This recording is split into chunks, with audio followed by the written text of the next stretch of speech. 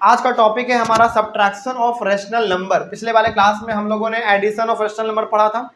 Addition of rational number जब हम लोगों ने पढ़ा था तो उसमें हम लोगों ने एक टॉपिक और पढ़ा था, properties of addition of rational number. याद आ गया? चलो, तो आज हम लोग पढ़ेंगे subtraction of rational number. Subtraction of rational number में ना प्रॉपर्टी नहीं है, याद रखिएगा। इसमें कोई प्रॉपर्टी नहीं पढ़ना है आपको। बेसिकली प्रॉपर्टी आपको पढ़ना है एडिशन में, मल्टीप्लिकेशन में और थोड़ा बहुत डिवीजन में। सब्ट्रैक्शन में कोई प्रॉपर्टी इसमें नहीं है। तो सब्ट्रैक्शन को हम लोग ऐसे ही सवाल बना के ही सॉल्व कर लेंगे। तो ध्यान से समझिएगा, हालांकि ये भी इंपॉर्टेंट है। ऐसा नहीं है कि इसमें प्रॉपर्टी नहीं है तो ये इंपॉर्टेंट नहीं है, ये भी बहुत इंपॉर्टेंट है। ठीक है, चलिए समझिए ध्यान से। यहाँ पे हमको करना है सब्ट्रैक्ट। पहला हमारा सवाल है, पहले में दो सवाल दिया हुआ है, एक ये और एक ये। सब्ट्रैक्ट करना है, सब्ट्रैक्ट 3/4 फ्रॉम 2/3। अच्छा, ये जो लिखा हुआ रहता है ना बीच में फ्रॉम, इसी में बच्चों को कंफ्यूजन होता है। देखो 3/4 फ्रॉम 2/3, इसी में कंफ्यूजन रहता है। पता ही नहीं चलता सर किसमें किसको माइनस करें। पता बहुत आसान तरीके से चल जाएगा, लेकिन बस थोड़ा सा आपको यहाँ पे ध्यान से देखना पड़ेगा। देखिए लिखा हुआ है सब्ट्रैक्ट 3/4 फ्रॉम 2/3, यानी कि इसको माइनस करना है किसमें? 2/3 में, यानी कि 2/3 में माइनस करो इसको। तो बड़ा सिंपल हो गया अब तो हमारा, इसमें माइनस करना है ना। तो 2/3 पहले लिख दो, -3/4 लिख दो, बात खत्म। अब तो बहुत आसान हो गया हमारा। जैसे एलसीएम निकालते थे, अब सॉल्व कर लेंगे, बड़ा आसान हो जाएगा हमारा। देखिए इसका अब हम लोग यहाँ पे कर लेते हैं। एलसीएम कितना आएगा? 12 आ जाएगा। इसको सॉल्व करेंगे कितना आएगा? 8 आएगा, -9 आ जाएगा। इसको और सॉल्व कर लेंगे, -1/12। यही हो गया आपका आंसर। क्या कोई दिक्कत? इतना ही करना होता है इसमें, और कुछ नहीं होता इसमें। अच्छा एक बात बताइए, क्या ये चीज हमने आपको क्लास 7 में नहीं सिखाया है? बिल्कुल सिखाया है ना। बस उसी का तरीके से आप कह सकते हैं रिवीजन हो रहा है। तो अच्छा है, रिवीजन कर लेते हैं, है ना। चलिए आगे बढ़ते हैं। दूसरा सवाल ये है, -5/7 फ्रॉम -2/5, यानी कि इसको माइनस करना है किसमें? इसमें। तो इसको पहले लिख दो, -2/5 माइनस करना है -5/7 को। अच्छा यहाँ पे माइनस माइनस 2 बार हो गया, तो साइन को पहले आप बदल लो। -2/5 तो रहेगा ही यहाँ पे, ये वाला तो रहेगा ही। माइनस माइनस क्या हो जाएगा? प्लस हो जाएगा, +5/7। अब इन दोनों का एलसीएम बताइए कितना आएगा? 35 आएगा। 5 से 35 को डिवाइड कीजिए, 7 और 2 14, यानी कि -14, प्लस 7 से इसको डिवाइड कीजिए 5 बार में, 5 5 जा 25। चलिए इसको सॉल्व कर लेते हैं। प्लस माइनस क्या होता है? माइनस। तो 25 में आप 14 को माइनस करोगे तो 5 में 4 जगह 1, 2 में 1 जगह 1, और बड़े वाले का साइन प्लस में है तो 11/35। यही हो गया आपका आंसर। बस इतना इजी है ना। चलिए आगे बढ़ते हैं। तो पहला वाला हमारा सवाल था सब्ट्रैक्ट का, उसमें दो सवाल था, एक ये और एक ये, दोनों कंप्लीट हो गया। अब है हमारा सिंपलीफाई, इसमें भी दो सवाल है, एक यहाँ पे और एक यहाँ पे। सिंपलीफाई करना है, इतने बड़े सवालों को हमको सॉल्व करना है। चलिए करते हैं सॉल्व। इसमें ना आपको अलग अलग प्रकार का साइन दिख रहा होगा एक ही साथ, तो पहले साइन को हम लोग बदल देंगे। चलिए पहले साइन को बदलते हैं हम लोग। तो ये तो हमारा 3/5 ही रहेगा, ये +7/3 रहेगा क्योंकि एक ही साइन यहाँ पे है, और यहाँ पे प्लस माइनस हो गया। तो प्लस माइनस क्या होता है? माइनस। तो -11/5 हो जाएगा। यहाँ भी प्लस माइनस है तो -2/3 हो जाएगा। साइन हमने बदल दिया। अब ये बनाना बहुत आसान हो गया हमारा। अब यहाँ पे आप गौर कर पाएंगे कि प्लस भी है और माइनस भी है, यानी कि एडिशन और सब्ट्रैक्शन दोनों इसमें दे दिया। इसीलिए इसको कहते हैं हम लोग सिंप्लीफाई, यानी कि उलझा हुआ सवाल है, इसको सॉल्व करके बताओ। सिंप्लीफाई का मतलब क्या होता है? उलझा हुआ है, इसको सिंप्लीफाई करो, सॉल्व करो, आसान तरीके से बना के दिखाओ। तो हमने इसको कर दिया, इसको अब यहाँ पे कर लेते हैं क्योंकि नीचे जगह तो है ही नहीं हमारे पास।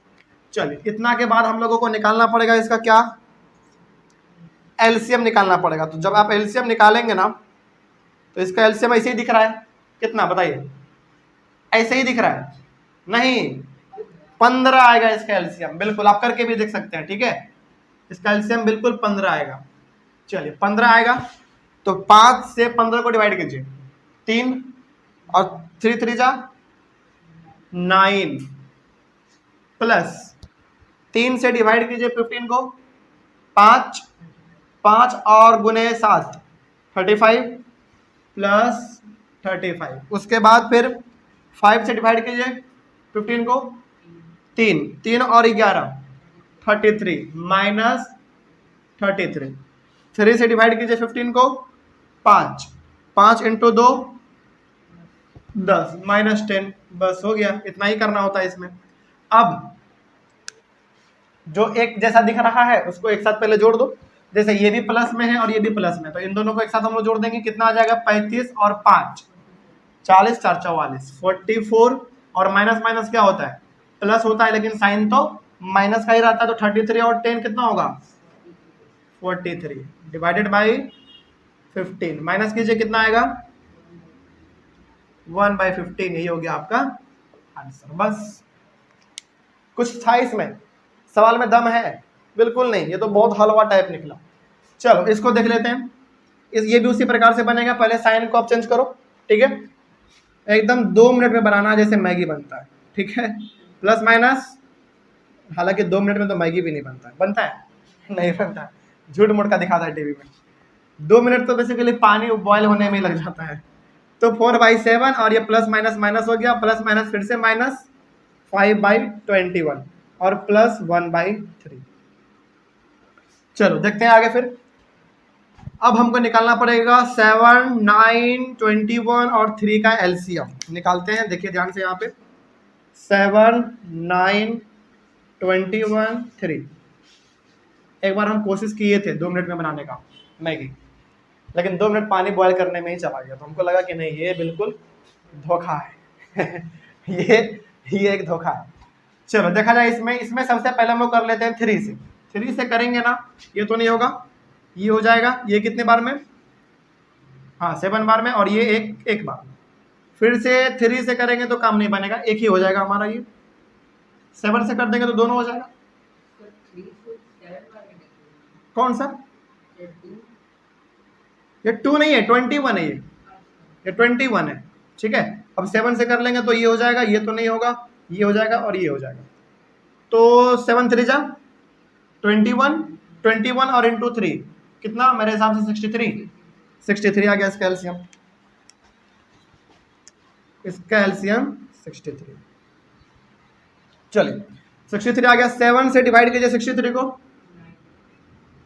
9 बार में, और 9 इंटू 4 36, ठीक है, माइनस 9 से इसको कीजिए 7 बार में, 7 इंटू 8 56, ठीक है, फिर माइनस 21 से 63 कितने बार में, 3 बार में, 3 और 15 माइनस 15 प्लस 3 से इसको कीजिएगा कितने बार में 21 इंटू 1 21। चलो आगे फिर देखते हैं, जो एक जैसा दिख रहा है पहले उसको आप एक जगह लिख लो, जैसे ये वाला भी प्लस में है और ये वाला भी प्लस में है, ये दोनों तो हमारा माइनस माइनस वाला है, तो पहले प्लस वाले को कर लेते हैं, तो 6 और 1 7 3 और 2 5, प्लस वाला हो गया, माइनस वाला कर लेते हैं, माइनस माइनस क्या होता है, प्लस होता है, लेकिन साइन माइनस का ही रहता है, तो माइनस दे देंगे हम लोग साइन पहले ही, इन दोनों को प्लस कर दो आप, 6 5 11 की एक हाथ में 1 5 1 6 1 7 बाई कितना 63। चलिए इसको आप सॉल्व कर लीजिए, प्लस माइनस माइनस, तो 71 में 57 आप माइनस करो, 11 में 7 जाएगा 4, 6 में 5 जाएगा 1 14, यानी कि -14/63, यही हो गया इसका आंसर। कोई दिक्कत, बस इतना ही करना होता है इसमें, और कुछ नहीं है। दोनों सिंपलीफाई वाला भी हमारा सवाल बन गया, कहीं पे भी कोई डाउट नहीं ना, बड़ा सिंपल है बेसिकली ये चीज़, हम लोग जानते हैं, क्लास 7 में हम लोग पढ़े हुए ये चीज़। चलिए आगे बढ़ते हैं, सवाल नंबर 3 देखिए ध्यान से। हाँ ये सवाल में मजा है, इस प्रकार का भी सवाल हमने आपको बताया है, लेकिन फिर भी एक बार रिवीजन हमारा हो जाएगा, आप हो सकता है कि भूल भी गए होंगे तो याद हमारा ताज़ा हो जाएगा। ये बेसिकली सवाल स्टेटमेंट के रूप में है, लेकिन बनेगा ऐसे ही जो इसे आप यहाँ पे बनाते आ रहे हैं। चलिए देखिए क्या लिखा हुआ है, इस बस यहाँ पे समझने की देरी होती है, उसके बाद फिर आप अपने बना देंगे, हमको मालूम है। देखिए the sum of 2 rational numbers is -5, मतलब कि 2 रैशनल नंबर को जोड़ेंगे ना तब आंसर कितना आएगा, -5 आएगा। If one of them is -13/6, यानी कि दो रैशनल नंबर को जब आप जोड़ेंगे तो आंसर कितना आना चाहिए? -5 आना चाहिए। उन दो रैशनल नंबर में से एक हमको दिया हुआ है, कौन सा? ये दिया हुआ है। क्या दूसरा मालूम है आपको? नहीं, फाइंड दिया था वही तो दूसरा निकालना है हमको। तो दूसरे वाले रैशनल नंबर जब दिया हुआ नहीं रहता है मैथ में, तो हमको उसको क्या मान लेते हैं? x मान लेते हैं। तो वही हम लोग यहाँ पे मान लेंगे। लेट दी, इसका सॉल्यूशन, लेट दी अदर नहीं, सेकेंड कर लो, ठीक रहेगा। लेट दी, क्योंकि पहला तो दिया हुआ है, let the second number be x, यानी कि अब यहां पे आप समझिए, कहा गया था कि दो रैशनल नंबर को जब हम लोग जोड़ेंगे तो उसका आंसर आ जाएगा -5। इसमें से एक रैशनल नंबर हमको दिया हुआ था, क्या? -13/6। दूसरा दिया हुआ है? नहीं दिया हुआ, वही तो हमको फाइंड करना है। तो दूसरे को हमने मान लिया x, यानी कि पहला रैशनल नंबर अब हमारा हो गया -13/6 और दूसरा क्या हो गया? x हो गया। तो क्या अब हमारे पास दो रैशनल नंबर आ गया? इन दोनों का सम कितना होगा? -5, बस। यानी कि इन दोनों को जोड़ना पड़ेगा अब हमको। चलिए इन दोनों को जोड़ देते हैं। इन दोनों को जब जोड़ेंगे तो अब हमारा बनेगा x plus -13/6 is equals to -5। यही हमारा बनेगा ना। सवाल में कहा गया था दो रैशनल नंबर का सम कितना है? -5। एक हमको यहाँ पे पहले से दिया हुआ है रैशनल नंबर, दूसरा हमने x मान लिया। अब इन दोनों का सम यहाँ पे कहा गया। देखिए वर्ड, देखिए ध्यान से, वर्ड क्या इस्तेमाल किया गया है? सम। सम का मतलब एडिशन, जोड़ना होता है।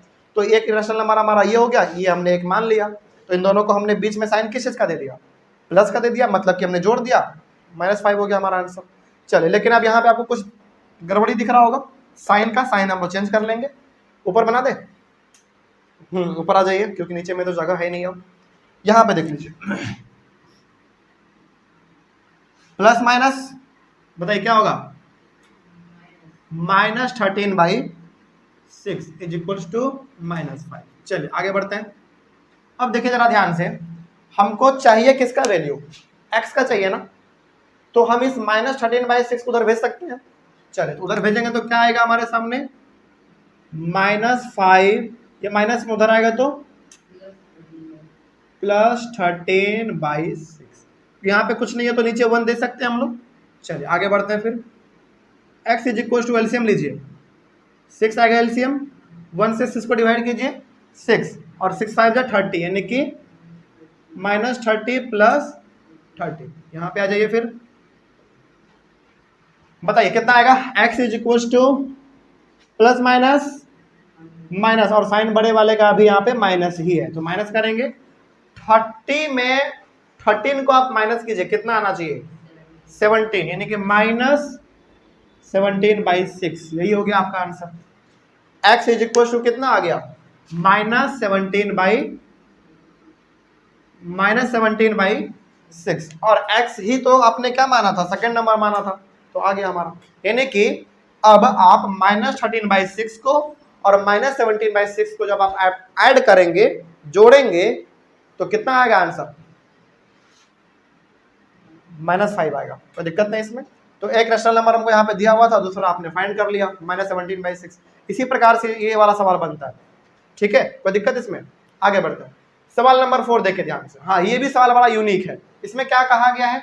देखिए इसमें कहा गया है कि what number should be added to -7/8 to get 4/9। मतलब यहाँ पे -7/8 में हमको ऐसा कौन सा नंबर जोड़ना चाहिए जिसके वजह से जोड़ने पे ये आंसर हमारा आ जाएगा। तो आपको मालूम है कौन सा नंबर जोड़ना है? नहीं मालूम है तो कौन सा नंबर जोड़ना होता है? x जोड़ना होता है। सिंपल सी बात है। तो यहाँ पे हम लोग क्या करेंगे, देखिए, यानी कि इसमें कहा गया है कि इस नंबर में आप ऐसे कौन से नंबर को जोड़ेंगे, जोड़ने पे जिसका आंसर जो है ना वो 4/9 आ जाए। तो कुछ नहीं दिया हुआ है, इसका मतलब कि हमको x जोड़ना पड़ेगा। तो आप यहाँ पे बोल दो let the number be x, let the number be x, यानी कि भैया हमको x जोड़ना है बस। तो अब यहाँ पे हमारा क्या बनेगा? 7/8 + x इज इक्वल टू 4/9। क्या कोई दिक्कत इसमें? यानी कि इसी में जोड़ना था ना कोई एक नंबर, तो इसमें हमने x जोड़ दिया, और जब इन दोनों को जोड़ेंगे तो हमको क्या मिल जाएगा? 4/9 मिल जाएगा। देखो 4/9 लिखा हुआ है। अब इसको सॉल्व करने के जरिए बस कर लेते हैं हम लोग इसको सॉल्व। चलिए हमको वैल्यू किसका चाहिए बताइए, x का चाहिए ना, तो इस -7/8 को उधर भेज देते हैं, क्या बन जाएगा 4/9, वो तो रहेगा ही वैसा ही वैसा, ये माइनस में उधर आएगा तो प्लस में हो जाएगा।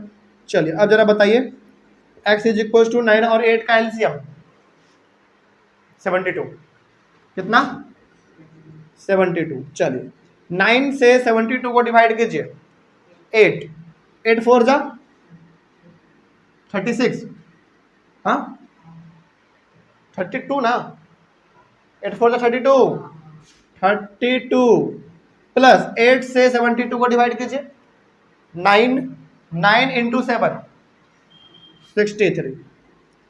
चलिए आ जाइए फिर यहाँ पे, तो x = इन दोनों को जोड़ना ही है हमको बेसिकली, तो 3 और 2 5 और 6 और 3 9, 95/72, यही हो गया आपका आंसर। क्या कोई दिक्कत इसमें, समझ में आई ये बात? चलिए तो इसमें क्या कहा गया था, सवाल को आप जरा समझिए। इसमें कहा गया था कि -7/8 में हम ऐसा कौन सा नंबर जोड़े कि 4/9 आ जाए। तो आपको मालूम चल गया कि -7/8 में हमको कौन सा नंबर जोड़ना पड़ेगा, 95/72 जोड़ना पड़ेगा, तब जाके हमारा 4/9 आंसर आ जाएगा। आप इसको करके भी देख सकते हो, तो कोई दिक्कत इसमें, यही हो गया आपका आंसर। चलिए एक और नया सवाल हमारे सामने है, एक ये भी सवाल बड़ा यूनिक सवाल है। देखिए ये भी सवाल बहुत बार पूछा जाता है, what number should be subtracted. अच्छा यहाँ पे what number should be added था, यहाँ पे what number should be subtracted, यानी कि सब्ट्रैक्शन आ गया, यहाँ पे बस साइन चेंज हो जाएगा। तो what number should be subtracted from इतना -2/3 टू गेट -1/6। मतलब कि -2/3 में, देखिए पहले स्टेटमेंट को पकड़िएगा ध्यान से, ये क्या कहना चाह रहा है। ये कह रहा है कि what number should be subtracted from 2/3। अच्छा फ्रॉम 2/3 है, फ्रॉम 2/3 है, यानी कि ये वाला हमारा पहले लिखाएगा और इसमें कौन सा नंबर हमको सब्ट्रैक्ट करना पड़ेगा कि आंसर कितना आ जाए, -1/6 आ जाए।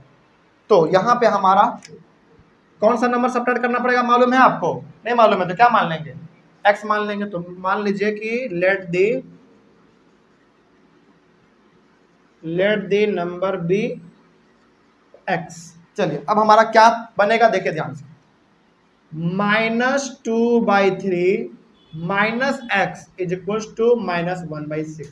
देखिए यहाँ पे ना बहुत सारे बच्चे कंफ्यूज होते हैं। क्या कंफ्यूज होते हैं, देखिए -2/3 को वो पहले नहीं लिखते हैं बल्कि बाद में लिख देते हैं, जो कि गलत हो जाएगा। क्यों गलत होगा? क्योंकि हमको -2/3 में सब्ट्रैक्ट करना है ना, फ्रॉम के बाद -2/3 लिखा हुआ है, इसका मतलब इसको पहले लिखना होता है।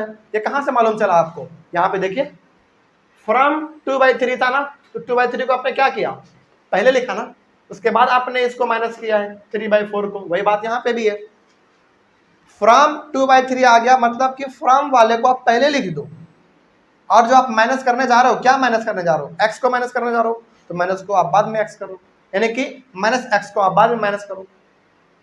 तो दिक्कत इसमें, बात समझ आया ये वाला? चलिए आगे बढ़ते हैं। अब इसको सॉल्व करना है बस, यानी कि -2/3 में हमको x माइनस करना है। चलिए देखिए जरा ध्यान से, ये हमारा कैसे बनेगा। एक काम करो, इसमें ना आप -x को ही उधर भेज दो, तो यहाँ पे हमारा क्या बच जाएगा, केवल -2/3 बचेगा, और ये -1/6 इधर से इधर आएगा तो क्या बन जाएगा, +1/6, और ये -x है, इसको ही आप उधर भेज दो, क्या बन जाएगा, केवल हमारा x बन जाएगा। हमने कुछ नहीं किया है, बस -x को उधर भेज दिया है और -1/6 को उधर से इधर ले लिया है हमने। तो कोई दिक्कत इसमें? चलिए आगे बढ़ते हैं। अब तो ये बड़ा आसान है, 3 और 6 का एलसीएम 6 ही आएगा, कितना आएगा, -4 + 1 = x।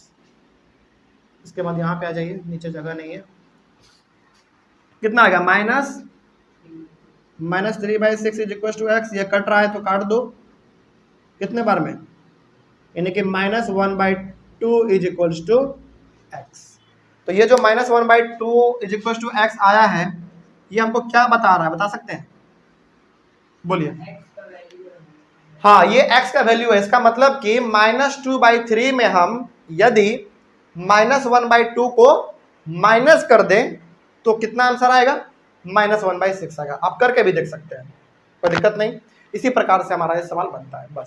बस इसमें आपको ध्यान ये रखना है कि देखो जब भी ऐड वाला आ जाएगा ना, तो आप इसमें एडिशन में, यानी कि जब भी ऐड वाला सवाल आएगा तो उसमें आप x इधर भी लिख सकते हो, इधर भी लिख सकते हो, कोई फर्क नहीं पड़ेगा इसमें। लेकिन जैसे ही सवाल आ जाए सब्ट्रैक्टेड वाला, तो जो फ्रॉम लिखा हुआ है उसको आप पहले लिखोगे, और जो आपने लेट द नंबर भी x माना है उसको आप बाद में माइनस करोगे, तभी ये सवाल हमारा सही बनेगा। ठीक है, चलिए ऑनलाइन वाले बच्चे आप इसका स्क्रीनशॉट लीजिए सबसे पहले। और यही चीज हमको पढ़ना था सब्ट्रैक्शन ऑफ रैशनल नंबर में, इसके अलावा इसमें कुछ नहीं है। ठीक है, और जितने प्रकार के इसमें हमारे सवाल हो सकते थे वो हमने आपको भी बता दिया है। तो इसमें प्रॉपर्टी ये सब नहीं होता, याद रखिएगा। सब्ट्रैक्शन ऑफ रैशनल नंबर में प्रॉपर्टी नहीं होता, इसलिए हमने आपको प्रॉपर्टी भी नहीं बताया है। और अगले वाले क्लास में हम लोग शुरू करेंगे मल्टीप्लीकेशन ऑफ रैशनल नंबर, क्योंकि एडिशन और सब्ट्रैक्शन तो हो गया। अगले वाले क्लास में हम लोग करेंगे मल्टीप्लीकेशन ऑफ रैशनल नंबर। फिर मल्टीप्लीकेशन में भी प्रॉपर्टी है, properties of multiplication of rational number, उसको भी हम लोग कवर करेंगे। तो मिलेंगे हम लोग अपने अगले वाले क्लास में। Thank you very much and have a nice day. आज हम लोग शुरू करने जा रहे हैं हमारा एक और नया टॉपिक का नाम है मल्टीप्लीकेशन ऑफ रैशनल नंबर। इसके पहले तक हम लोगों ने एडिशन और सब्ट्रैक्शन हम लोगों ने कंप्लीट कर लिया है। वहां तक में डाउट था किसी को? नहीं ना? चलिए आगे बढ़ते हैं। फिर आज का टॉपिक है multiplication of rational number. Topic से नाम, यानी कि टॉपिक के नाम से मालूम चल रहा हो क्या करने वाले हम लोग इसमें हम लोग बेसिकली रैशनल नंबर को आपस में मल्टीप्लाई करना सीखेंगे, और मल्टीप्लाई करके एक नया वैल्यू निकालना सीखेंगे, है ना? चलिए शुरू करते हैं। सबसे पहले एक बात और यहाँ पे जान लीजिए, multiplication of rational number topic में, यानी कि इस वाले टॉपिक में प्रॉपर्टी भी दिया हुआ है। और टोटल आपके बुक में जो है ना, RS अग्रवाल के अकॉर्डिंग यदि हम लोग चले तो टोटल आपको उसमें 7 प्रॉपर्टी पढ़ना है इसमें, तो हम लोग उसको भी पढ़ेंगे। लेकिन सबसे पहले हमारे पास कुछ सवाल दिए हुए हैं मल्टीप्लीकेशन ऑफ रैशनल नंबर से, उसको हम लोग सॉल्व करेंगे। फिर उसके प्रॉपर्टी को हम लोग देखेंगे, और प्रॉपर्टी में भी हम लोग एक एक एग्जाम्पल लेके पढ़ेंगे। ठीक है, चलिए शुरू करते हैं इसका। देखिए ध्यान से, सबसे यहाँ पे पहला क्वेश्चन दिया हुआ है, find each of the following products, यानी कि यहाँ पे कुछ 3 सवाल दिए गए हैं, इनको सॉल्व करके इसका आंसर आपको बताना है। और यहाँ पे जो मल्टीप्लीकेशन हम लोग करने वाले हैं ये कोई नया चीज नहीं है, ये चीज आपने क्लास 7 में भी किया था, है ना? बस उसी का तरीके से आप कह सकते हैं कि यहाँ पे रिवीजन होने वाला है। ठीक है, देखिए क्या है यहाँ पे, समझिएगा जरा ध्यान से। सॉल्यूशन देखिए, यहाँ पे सवाल दिया हुआ है हमको -3/7 इंटू 14/5। तो सबसे पहले जो एक बार सवाल दिया हुआ है ना, उसको सेम टू सेम आप लिख लीजिए। चलिए, अब हालांकि डायरेक्टली हम लोग मल्टीप्लाई कर सकते हैं, आंसर लेके आ सकते हैं, लेकिन चूंकि हमको यहाँ पे दिख रहा है कि भाई ये हमारा 7 से एक बार में और ये 7 से 2 बार में कट जाएगा, क्या है कि नहीं? और जब ये कट गया तो अब हमारे पास कितना बच जाएगा ऊपर में, -3 इंटू 2 कितना, -6, और यहाँ पे केवल 5 बच गया, और यही हो गया आपका आंसर। बस इतना ही करना होता है इसमें, और इसमें कुछ नहीं है। यदि कि यानी कि यहाँ पे हमारा ऊपर नीचे कट रहा था तो हमने इसको काट दिया, और यदि नहीं कटता तो क्या काटते हैं? नहीं काटते। जैसे -3 और 5 कटेगा, कभी नहीं कटेगा, इसलिए नहीं काटेंगे। तो जो कट सकता है उसको हम लोग काटेंगे, और जो नहीं कटेगा उसको नहीं काटेंगे। ठीक है, चलिए आगे बढ़ते हैं। फिर ये वाला देखिए, इसका सवाल एक बार पहले आप लिखिए, 13/6 इंटू -18/91। ये भी हमको दिख रहा है, बिल्कुल दिख रहा है कि भाई ये 6 से एक बार में, और ये 6 से कितने बार में, 3 बार में। 13 से एक बार में, और 13 के टेबल में 91 कितने बार में आता है, 7 बार में। तो ये हो गया हमारा 7। बच जाइए। अब जरा बताइए कि क्या बचा आपके पास? आपके पास केवल बच गया ऊपर में कितना, -3 और नीचे में 7, यानी कि -3/7। यही आपका आंसर हो गया। कोई दिक्कत? आगे बढ़ते हैं। फिर बड़ा आसान है, ये चीज़ बेसिकली हम लोगों ने अपने क्लास 7 में भी पढ़ा है कि नहीं? तो वही चीज़ का एक तरीके से आप कह सकते हैं कि हमारा रिवीजन हो रहा है बस, और कोई बड़ा बात इसमें नहीं है। उसके बाद इसको देख लीजिए, -11/9 है इंटू -15/1/44 है। चलिए, इसमें भी आपको दिख रहा होगा कि कुछ कटेगा। क्या कटेगा जरा बताइए इसमें? तो 11 से 44, वेरी गुड। 11 एक बार में, 44 4 बार में। 9 से तो 51 नहीं कटता है, तो उसको छोड़ देंगे, नहीं काटेंगे। तो यहाँ पे हमारा सिंपली बच जाएगा -51 बाई, क्या कोई दिक्कत इसमें? बस समझ में आइए। चलिए आगे बढ़ते हैं। फिर उसके बाद ये वाला तो हो गया हमारा, इसमें हाँ पूरा कंप्लीट हो गया। चलिए उसके बाद आप एक हेडिंग लिखिए। चलिए इसके बाद इतना बनाने के बाद ये हो गया आपका आंसर। इतना आप पहले लिखेंगे, उसके बाद यहाँ पे एक हेडिंग लिखिए। हेडिंग लिख लीजिए कुछ लाइन छोड़ के, जैसे 4-5 लाइन छोड़ दो, उसमें बन जाएगा हमारा। और उसके बाद फिर यहाँ पे हेडिंग लिखिए प्रॉपर्टीज ऑफ मल्टीप्लिकेशन। टॉपिक का नाम लिखिए properties of multiplication, properties of multiplication of rational number.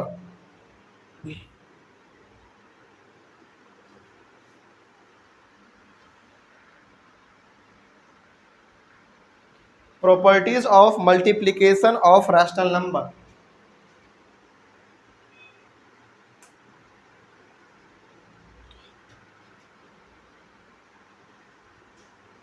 -51 है यहाँ पे, -11/9, -11/9, -54/44। अच्छा इसमें एक मिनट रुक जाइए। अच्छा यहाँ पे कुछ और कटेगा भी हमारा, एक मिनट यहाँ पे थोड़ा सा मिस्टेक हो गया है। यहाँ पे अभी हमारा और कटेगा, वही हमको इसमें कुछ डाउट था। इसमें कटेगा हमारा भी और। खैर टॉपिक लिख लिया ना यहाँ पे हेडिंग। चलिए आगे देखिए, -11/9 तो रहेगा हमारा, इंटू -51/44। इसमें कट रहा था एक और जो कि हमने नहीं काटे थे, उसको देख लीजिए जरा ध्यान से। यहाँ पे सबसे पहले 11 से एक बार में और ये 4 बार में, ठीक है। इसको यदि हम लोग काटना चाहेंगे तो 3 से कितने बार में, 3 बार में, और ये 3 से कितने बार में, 1 बार में, और 17 बार में। सही है। चलिए अब आंसर हमारा यहाँ पे सही आएगा। उसके बाद यहाँ पे देखिए, अच्छा यहाँ पे कुछ नहीं बचा, तो क्या बचा हुआ है, -1 बचा हुआ है। -1 इंटू -17 कितना, 17/4×3=12। अब ये आपका आंसर हो गया। उस समय पे थोड़ा सा बस यहाँ पे एक दिक्कत क्या था कि हमने 9 से और 17 को, सॉरी 99 को और 51 को हमने नहीं काटा था, लेकिन कट रहा था, 3 से कट रहा था, तो यहाँ पे हो गया हमारा। तो ये छोटा छोटा मिस्टेक आपको भी ध्यान देना है, क्योंकि हमसे हो सकता है मिस्टेक, तो आपसे भी हो सकता है। तो ये चीज़ आपको एग्जाम में ध्यान देना है कि कुछ यदि कट रहा है तो पूरा काटेंगे, नहीं कट रहा है तो नहीं काटेंगे, छोड़ देंगे। ठीक है। चलिए टॉपिक आपने लिख लिया, तो एक बार टॉपिक हम भी लिख लेते हैं यहाँ पे। टॉपिक का नाम है properties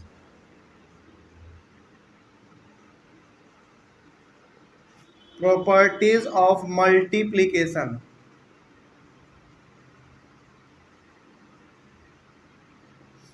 properties of multiplication of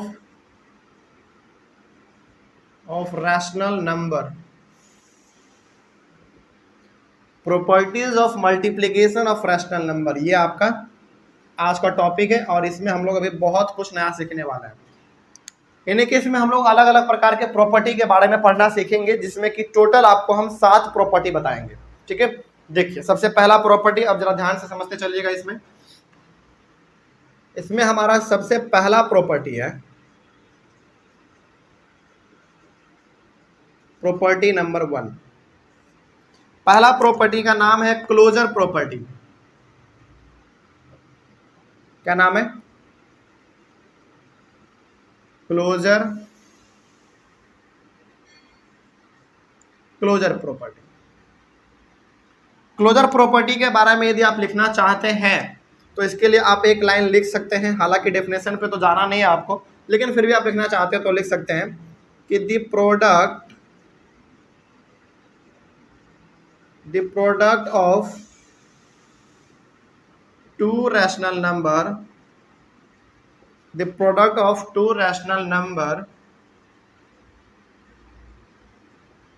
is always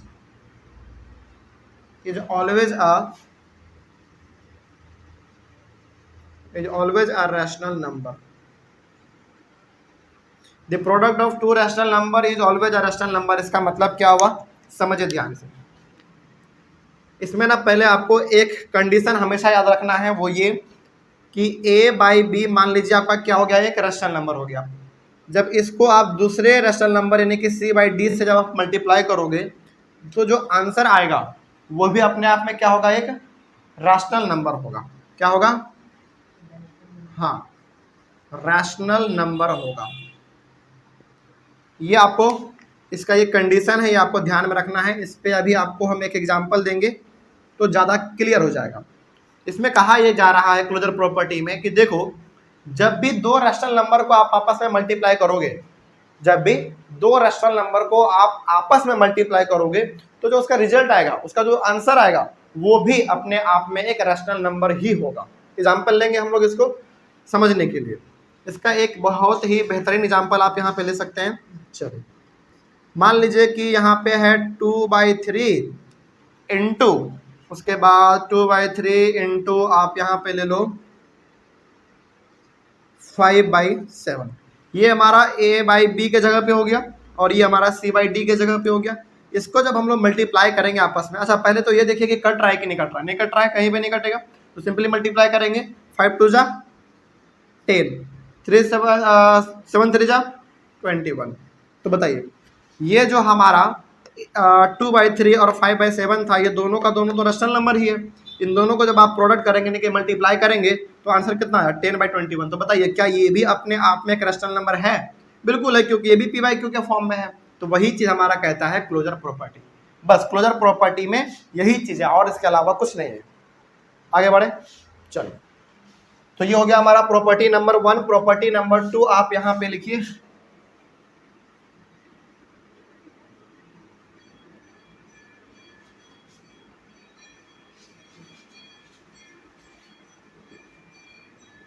property number 2, property number 2 में इसका ये कंडीशन है, याद रखिएगा हमेशा। प्रॉपर्टी नंबर 2 ये कहता है कि देखो, अच्छा हाँ, इसका नाम तो हम लिखना ही भूल गए। इसका नाम है कम्यूटेटिव लॉ।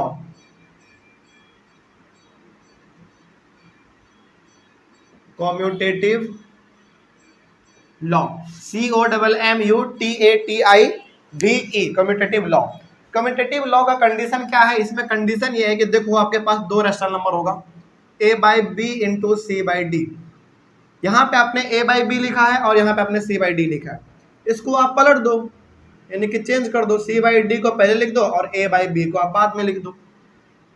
मतलब ये हो गया कि जब इसको आप सॉल्व करोगे तो आंसर आपका सेम आने वाला है। कैसे? एग्जाम्पल देके अभी आप बताते हैं आपको। ये होता है इसका कंडीशन। जैसे आप सपोज करो, आप 4 इंटू 5 लिखो या फिर 5 इंटू 4 लिखो, कितना आना है आंसर? 20 ही आना है। तो वही चीज हमारा यहाँ पे कहा जा रहा है कि दो रैशनल नंबर को आप ऐसे लिखो या फिर इसके ऑर्डर को आप चेंज कर दो। जो पहले था दूसरा स्थान पे लेते आओ और जो दूसरे स्थान पे था उसको पहले स्थान पे लेके आ जाओ, कोई फर्क उससे पड़ने वाला नहीं है। चलिए, इसका एक एग्जाम्पल देंगे हम आपको बेहतरीन सा, तब आपको समझ में ज़्यादा आ पाएगा। एग्जाम्पल के तौर पर चलिए, मान लीजिए कि 2/5 इंटू 3/7। ये आपका हो गया यहाँ पे a/b के जगह पे ये और c/d के जगह पे ये हो गया। ठीक है, चलिए उसके बाद फिर आगे देख लीजिए। अब यही चीज़ हम लोग क्या कर देंगे, बस पलट देंगे। तो 3/7 को पहले लिख देंगे इंटू 2/5 को बाद में लिख देंगे। चलिए अब सॉल्व कर लेते हैं। 6/35 यानी कि 6/35। क्या दोनों में आंसर सेम आया? बिल्कुल आया। तो यही चीज हमारा कहता है कम्यूटेटिव लॉ। कम्यूटेटिव लॉ का सिंपल सा कहना यहाँ पे ये है कि दो रैशनल नंबर को आप कैसे भी तरीके से मल्टीप्लाई कर दो, इसको उधर या फिर उसको इधर ऐसे कर दो, उससे कोई फर्क नहीं पड़ने वाला है, आंसर हमेशा सेम आने वाला है। और यहाँ पे हमने एग्जाम्पल के थ्रू भी देख लिया है ना। चलिए, तो प्रॉपर्टी नंबर 2 भी हमारा कंप्लीट हुआ। प्रॉपर्टी नंबर 3 देखिए। प्रॉपर्टी 3,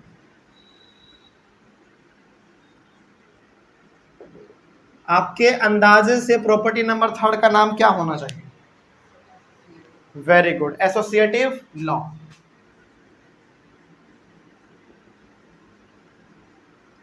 एसोसिएटिव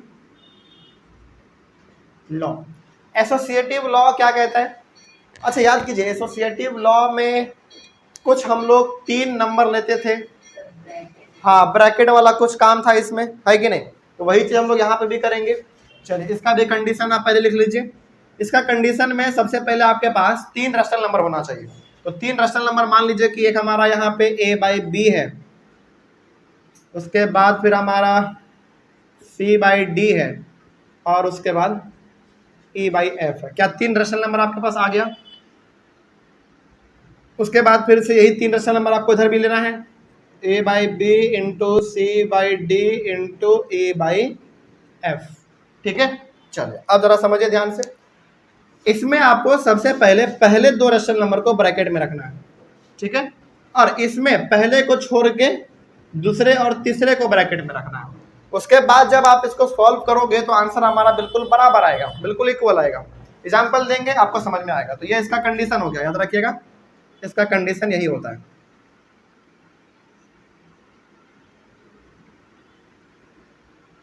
ये हो गया हमारा एसोसिएटिव लॉ का कंडीशन, याद रहेगा। चलिए एग्जाम्पल देख लीजिए इसका। एग्जाम्पल के तौर पे क्या लेना चाहेंगे आप? चलो सबसे पहला ले लो 2/3 इंटू 5/7 इंटू, और क्या लेना चाहोगे इसमें? चलो 1/5 नहीं लो, 1/3 ले लो। चलो मान लो कुछ भी ले सकते हैं, रेशनल नंबर लेना है ना हमको, तो कुछ भी ले सकते हैं। चलिए इसमें क्या करना है, पहले 2 नंबर को आपको ब्रैकेट के अंदर रखना है और यही चीज आपको सेम इधर भी लिखना है। क्या है हमारा सबसे पहला 2/3 इंटू 5/7 इंटू 1/3। इसमें पहले को छोड़ के लास्ट 2 वाले को ब्रैकेट में रखना है। अब इसको सॉल्व कीजिए। चलिए ब्रैकेट वाले को हम लोग सबसे पहले काम करते हैं अकॉर्डिंग टू बोर्ड मास। चलिए तो 5 2 जा 10 और नीचे 7 3 जा 21 इंटू 1/3। क्या कोई दिक्कत? ये ब्रैकेट के अंदर का हो गया हमारा वैल्यू और ये ब्रैकेट के बाहर का 1/3 है तो वो तो रहेगा यहाँ पे। इसको सॉल्व कीजिए। 2/3 तो ब्रैकेट के बाहर है, वो रहेगा ही रहेगा, इंटू 5 1 जा 5 और 7 3 जा 21। इसको और सॉल्व कर लीजिए। चलो कितना आ जाएगा? 10/63 सही है। 10/63 इसको कर लीजिए 10/63। दोनों तरफ तो बिल्कुल सही आया, बिल्कुल सेम आया। इट मीन्स प्रॉपर्टी नंबर जो हमारा थर्ड था एसोसिएटिव लॉ, वो ये कंडीशन हमको कहता है कि भाई ये फुलफिल होना चाहिए। क्या ये चीज यहाँ पे हो रहा है फुलफिल? बिल्कुल हो रहा है। इसका मतलब कि एसोसिएटिव लॉ हम लोग समझ गए। आगे बढ़े। चलिए तो यहाँ पे सबसे पहले ऑनलाइन वाले बच्चे आप लोग पहले इसका एक बार स्क्रीनशॉट लीजिए। स्क्रीनशॉट इसलिए ले लीजिए पहले ही क्योंकि इसमें हम अभी ना इसको मिटाने वाला है, क्योंकि जगह का यहाँ पे बिल्कुल अभी कमी है, तो वहाँ पे तो अट नहीं पाएगा, स्पेस उतना नहीं है, तो इधर का हम मिटा देते हैं। ठीक है,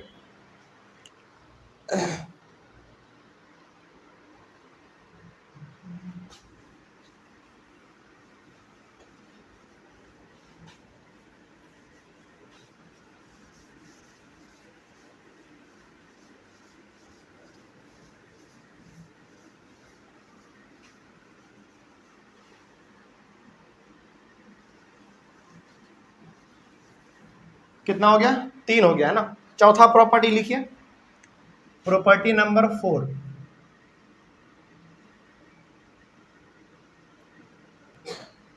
प्रॉपर्टी नंबर 4, प्रॉपर्टी नंबर 4 का नाम है existence of multiplicative identity. Existence of multiplicative identity, EXISTENC, existence of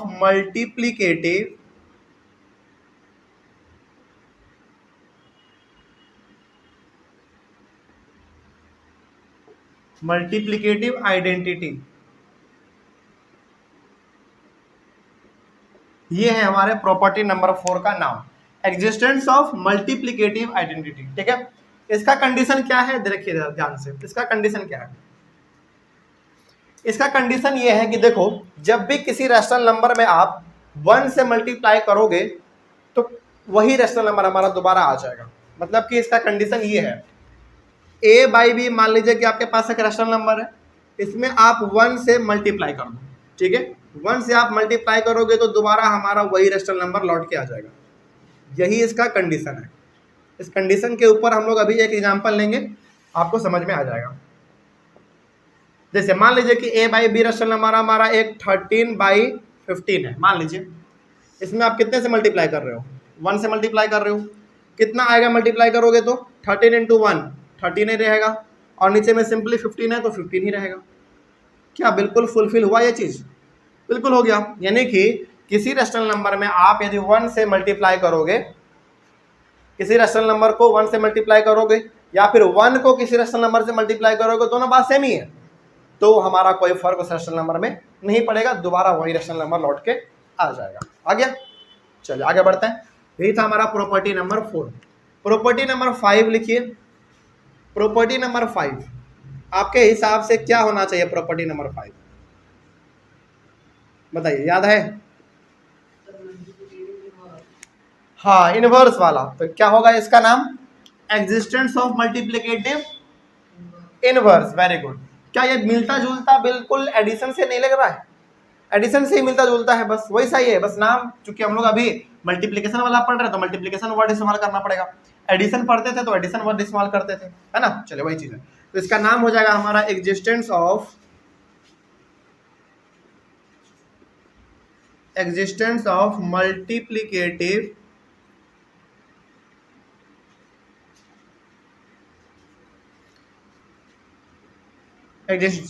multiplicative inverse. ये क्या कहता है जरा समझिए ध्यान से। इसका कंडीशन पहले देखिए ध्यान से। इसका कंडीशन ये है कि देखो a बाई बी हमारा कोई एक रैशनल नंबर है। इस रैशनल नंबर में समझेगा ध्यान से, ये चीज समझना पड़ेगा आपको। यहाँ पे a बाई बी हमारा कोई एक रैशनल नंबर है, कुछ भी हो सकता है, 4/5, 9/12, 15/16, कुछ भी हो सकता है। तो a बाई बी हमारा एक रैशनल नंबर है। जब इसी रैशनल नंबर को आप उल्टा कर दोगे, उल्टा करके से मल्टीप्लाई करोगे, जैसे यहाँ पे a बाई बी है तो आपको करना पड़ेगा b बाई a। यदि आप ऐसा करते हो तो वैल्यू आपका बिल्कुल 1 आएगा। यही इसका कंडीशन है। इनवर्स का मतलब क्या होता है बताइए? इनवर्स का मतलब उल्टा, उसको पलट देना। या फिर इनवर्स के बदले में आप एक वर्ड और इस्तेमाल कर सकते हो, क्या? रेसिप्रोकल वर्ड इस्तेमाल कर सकते हो। तो ये भी आपको क्वेश्चन में मिलेगा। रेसिप्रोकल बोले या फिर इनवर्स बोले मतलब सेम होता है, तो इसके लिए आप रेसिप्रोकल वर्ड भी इस्तेमाल कर सकते हो।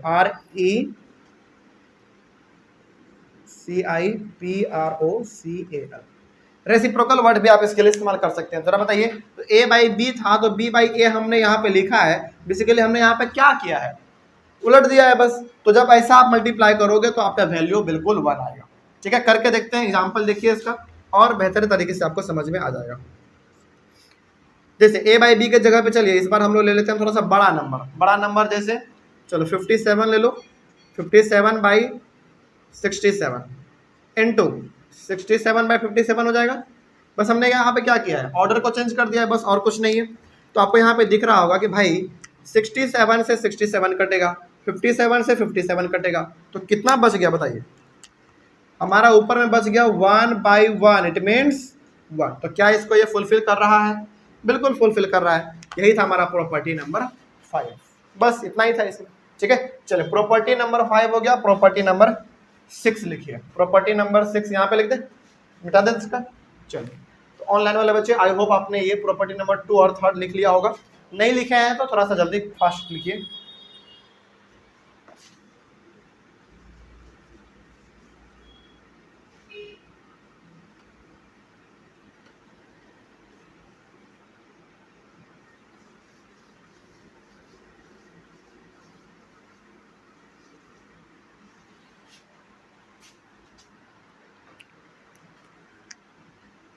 चलिए property number 6।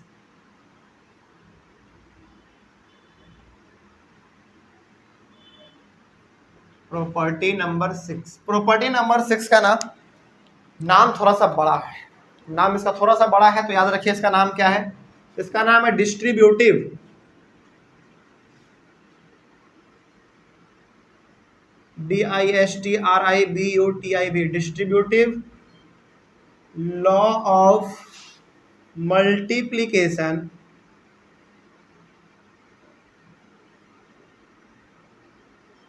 MULTIPLICATIO, distributive law of multiplication over addition. Over addition, ये इतना लंबा चौड़ा नाम है प्रॉपर्टी नंबर 6 का। इसका कंडीशन क्या है? इसका कंडीशन तो हमको भी याद नहीं रहता है, सही बोले तो इसका कंडीशन हमको भी याद नहीं रहता है, क्योंकि इसका कंडीशन थोड़ा सा लंबा है ना, और थोड़ा सा याद रखने वाला भी चीज़ है। तो आप इसको ध्यान से समझिएगा और थोड़ा सा इसको ध्यान से आप याद भी रखने की कोशिश कीजिएगा, ठीक है। देखिए इसका प्रॉपर्टी देख लीजिए। सबसे पहले इसका प्रॉपर्टी है ए बाई बी इंटू, है ना, into C by D plus A by F. देखो मतलब इतना इसलिए याद नहीं रहता है ना, क्योंकि देखो मल्टीप्लीकेशन हम लोग पढ़ रहे हैं और यहाँ पे बीच में एडिशन आ गया। क्यों एडिशन आ गया? क्योंकि यहाँ पे इसके नाम में ही है डिस्ट्रीब्यूटिव लॉ ऑफ मल्टीप्लीकेशन, यानी कि मल्टीप्लीकेशन तो रहेगा ही रहेगा, प्लस बीच बीच में कहीं कहीं पे ना एडिशन भी आ जाएगा। तो एडिशन कहाँ कहाँ पे आएगा यही याद नहीं रहता है बच्चों को, वही चीज आपको यहाँ पे ध्यान से देखना है। तो पहला हमारा इधर का ये हो गया, उधर का फिर ये लिख लीजिए आप, A by B into C by D plus A by B into A by F. यही आपको यहाँ पे ध्यान में रखना है, बस यही हमारा प्रॉपर्टी नंबर 6 का कंडीशन है। ये कंडीशन क्या है इतना लंबा चौड़ा हम लोग अभी समझेंगे, एक एग्जांपल लेंगे तो और ये ज़्यादा हमारा क्लियर हो जाएगा, समझ में आ जाएगा। देखिए ध्यान से, मतलब कि कहीं ना कहीं हम लोगों को यहाँ पे 3 रैशनल नंबर लेना पड़ेगा, जैसा कि हम लोगों ने यहाँ पे कंडीशन में इसका लिखा है, तो उसके अकॉर्डिंग तो हमको यहाँ पे यही पता चल रहा है कि भाई इसमें कम से कम आपके पास 3 रैशनल नंबर होना चाहिए, है कि नहीं। चलो तो एग्जांपल लेते हैं 3 रैशनल नंबर का हम लोग यहाँ पे।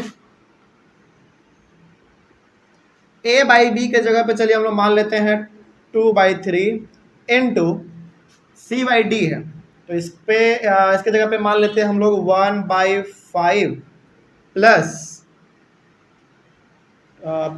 3/7 मान लेते हैं, ठीक है, इज इक्वल्स टू। इधर भी आपको वही चीज करना है, बस यहाँ पे ध्यान रखिए कि कौन सा रैशनल नंबर यहाँ पे इस्तेमाल होगा। जैसे यहाँ पे ए बाई बी है तो ए बाई बी यहाँ पे था, यानी कि 2/3 इस्तेमाल होगा, तो 2/3 आप यहाँ पे पहले लिख दो, इंटू सी बाई डी है यानी कि 1/5 लिखना पड़ेगा आपको, इंटू 1/5, ठीक है, इसको आप ब्रैकेट में रखो, फिर यहाँ पे प्लस का साइन दो, फिर से यहाँ पे ए बाई बी है मतलब कितना लिखना पड़ेगा 2/3 लिखना पड़ेगा, 2/3 लिख दिया आपने, फिर मल्टीप्लाई ई बाई एफ का बात हो रहा है यहाँ पे, तो ई बाई एफ कहाँ दिख रहा है आपको, कौन सा 3/7 दिख रहा है यहाँ पे, 3/7, बस इतना आपने कर दिया है। तो अब आपको केवल सॉल्व करना है, चलो सॉल्व करते हैं। अकॉर्डिंग टू बोर्ड माँ सबसे पहले किसका काम, ब्रैकेट का, तो ब्रैकेट का पहले काम हम लोग करेंगे, तो 2/3 बाहर में उसको रहने दो, इसका हम लोग करेंगे तो 7 5 35 एलसीएम आएगा, 35 लिखेंगे। चलिए इसको सॉल्व कीजिए, 7 इंटू 1 7 प्लस 5 इंटू 3 15, यहाँ तो कोई दिक्कत नहीं होना चाहिए, आगे बढ़ते हैं। उसके बाद इसमें तो डायरेक्ट मल्टीप्लाई दिख रहा है, तो 2 इंटू 1 2/15, फिर प्लस है, प्लस कर देंगे, इसको करिए 21, कोई दिक्कत। चलिए आगे बढ़ते हैं, फिर 2/3 इंटू, अब इसको प्लस कीजिए, हाँ 22/35। अभी हमारा ब्रैकेट के बाहर निकल जाएगा तो किस चीज़ का साइन है यहाँ पे, मल्टीप्लाई का, तो मल्टीप्लाई में आ जाएगा, ठीक है। आगे इसको सॉल्व कर लीजिए, ये तो हमको दिख रहा है एलसीएम लेना ही पड़ेगा, है ना, तो 15 और 21 का एलसीएम हम लोग यहाँ पे बगल में ले लेते हैं, 15 और 21 का एलसीएम 3 से करना पड़ेगा, और ये 7, तो कितना आ जाएगा 7 5 जा 35 इंटू 3, 35 इंटू 3, हाँ 105 आएगा इसका एलसीएम, इसका एलसीएम 105 आ गया। चलिए अब इसको सॉल्व कर लीजिए। 15 के टेबल में 105 कितने बार में आता है, 7 बार में आता है, तो 7 इंटू 2 14 प्लस 21 के टेबल में 105 कितने बार में आएगा, 5 बार में, तो 5 और गुने 6 कितना 30। चलिए इसको और सॉल्व कर लेते हैं हम लोग। यहाँ पे तो कुछ कटता हुआ नजर नहीं आ रहा है, तो सिंपली मल्टीप्लाई करना पड़ेगा। चलिए मल्टीप्लाई कीजिए, 22 इंटू 2 कितना 44/105, इसको प्लस कीजिए, क्या दोनों तरफ सेम आया, बिल्कुल सेम आया। लेकिन यहाँ पे सेम लाने से मतलब नहीं है, जब यदि आपको एक कंडीशन याद है या फिर इस कंडीशन को आप अप्लाई करना जानते हैं, यदि आप ये जानते हैं तो ऑटोमेटिकली आपके इस पूरे कंडीशन पर जब आप वैल्यू पुट करेंगे ना तो आपका आंसर आना ही आना है। कोई दिक्कत इसमें? अच्छा, यहाँ पे ब्रैकेट छूट रहा था, अब हो गया कंप्लीट। कोई दिक्कत अब इसमें? तो कंडीशन यदि आपको याद है, कंडीशन यदि याद है, उसके ऊपर आप कोई भी रेशनल नंबर पुट करके सॉल्व कर लो, आंसर आना ही आना है। ठीक है, चलिए तो ये हो गया हमारा प्रॉपर्टी नंबर 6। एक लास्ट हमारा बच रहा है प्रॉपर्टी नंबर 7। यहां पे लिख लीजिए 7 नंबर वाला।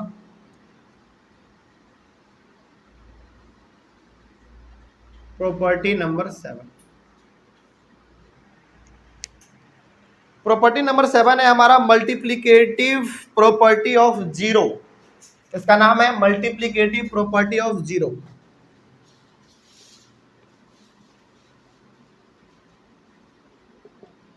मल्टीप्लिकेटिव प्रॉपर्टी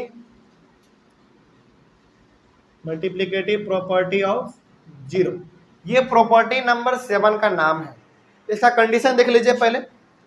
इसका कंडीशन ये है कि देखो, किसी भी रैशनल नंबर में जब आप जीरो से मल्टीप्लाई करोगे ना तो जीरो ही आएगा। ठीक है, ये इसका कंडीशन है, और ये सबसे आसान वाला कंडीशन है, याद कीजिए, है कि नहीं? बिल्कुल ये सबसे आसान वाला कंडीशन है। देखो, इसमें ना सबसे 2 आसान कंडीशन है हमारा, एक प्रॉपर्टी नंबर 7 में और एक प्रॉपर्टी नंबर 4 में। 4 में क्या था? 4 में यह था कि जब आप रैशनल नंबर में 1 से मल्टीप्लाई करते हो तो वही रैशनल नंबर आता है हमारा। ये भी आसान था, और ये तो सबसे आसान है। जब किसी रैशनल नंबर में आप 0 से मल्टीप्लाई करोगे तो क्या आएगा? वो रैशनल नंबर आएगा या 0 आएगा? 0 आएगा। एग्जाम्पल देख लेते हैं इसका, और हमारा एक क्लियर हो जाएगा। जैसे एग्जाम्पल के तौर पे मान लीजिए 9/17 दिया हुआ है, इसको आप 0 से मल्टीप्लाई कर रहे हो। 0 × 9 कितना? 0, और नीचे में कितना? 17। 0/17 का मतलब क्या है? 0। बात खत्म। तो क्या ये इस कंडीशन को फुलफिल कर रहा है? बिल्कुल कर रहा है, बात खत्म। यही था हमारा पूरा का पूरा प्रॉपर्टी नंबर 7 तक। तो मल्टीप्लिकेशन ऑफ रैशनल नंबर जो हमारा टॉपिक था वो आज यहाँ पे खत्म होता है। किसी भी प्रकार के टॉपिक में कोई डाउट रहा है ना, बड़ा आसान सा प्रॉपर्टी था, तो इसको आप याद रखिएगा। चलिए, ऑनलाइन वाले बच्चे सबसे पहले आप एक बार इसका स्क्रीनशॉट लीजिए, उसके बाद अपने इसको अपने कॉपी में मेंशन जरूर कीजिएगा, क्योंकि यहाँ पे हम डेफिनेशन बिल्कुल भी नहीं लिखे हैं, बस प्रॉपर्टी का नाम लिखे हुए हैं। तो याद रखना बड़ा आसान भी हो सकता है, और एग्जाम्पल तो हम बहुत आसान लिए हुए हैं, तो इसको अपने कॉपी में आप जरूर मेंशन कीजिएगा, ताकि कभी भी एग्जाम के टाइम पे रिवीजन करना हो तो फटाक से एक बार कॉपी पलटेंगे और हमारा रिवाइज भी हो जाएगा। ठीक है, चलिए, तो यहाँ पे हमारा ये भी खत्म होता है। इसके बाद हम लोग शुरू करेंगे हमारा मल्टीप्लिकेशन तो हो गया, डिवीजन ऑफ रैशनल नंबर हम लोग शुरू करेंगे अगले वाले क्लास से। तो मिलेंगे हम लोग अपने अगले वाले क्लास में, तब तक के लिए thank you very much and have a nice